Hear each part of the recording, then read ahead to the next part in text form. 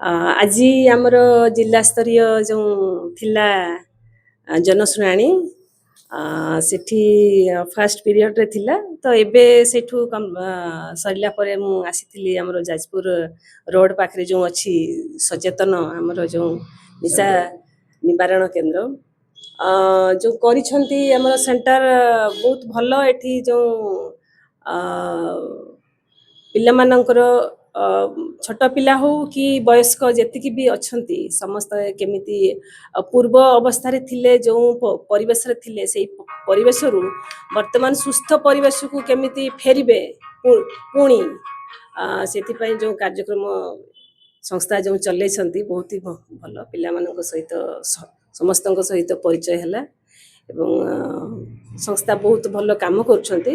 ନିଶ୍ଚିତ ଭାବରେ ମୁଁ ଭାବୁଛି ଆମ ଜିଲ୍ଲାରେ ଏମିତି ଏଇ ସଚେତନ ସଂସ୍ଥା ଭଳିଆ ଆହୁରି ଗୋଟେ ଦିଟା ସଂସ୍ଥା ନିଶ୍ଚିତ ଭାବରେ ଆରମ୍ଭ ହେଲେ ଆମ ସମାଜ ନିଶ୍ଚିତ ଭାବରେ ସୁସ୍ଥ ସମାଜ ଗୋଟେ ଗଠନ ହେଇପାରିବ। ଧନ୍ୟବାଦ। ମୁଁ ତ ଏଇ ଅଳ୍ପ ଦିନ ହେଲା ଯାଜପୁର ଜଏନ୍ କରିଛି ନା, ନିଶ୍ଚିତ ଭାବରେ ଯାଜପୁର ଜିଲ୍ଲାରେ ଯେତିକି ବି ସେଣ୍ଟର ଅଛି କି ଅନୁଷ୍ଠାନ ଅଛି ନିଶ୍ଚିତ ଭାବରେ ସବୁଗୁଡ଼ାକୁ ମୁଁ ଭିଜିଟ୍ କରିକି କାହିଁ ମୋର ଏଇ ଯେଉଁ ମାସେ ଦେଢ଼ ମାସ ଜଏନ୍ ପିରିୟଡ଼ରେ କିଛି ସେମିତି ଆଲିଗେସନ୍ ତ ପହଞ୍ଚେ ନାହିଁ। ଆସିଲେ ନିଶ୍ଚିତ ଭାବରେ ତା ଉପରେ ବି କାର୍ଯ୍ୟାନୁଷ୍ଠାନ ହେବ। ରୁମ୍ ଇନଫ୍ରାଷ୍ଟ୍ରକ୍ଚର କି ତାଙ୍କର ଖାଦ୍ୟପେୟ ଯାହା ବି ଅଛି ସବୁ ଭଲ ଭାବରେ ଦିଆହେଉଛି।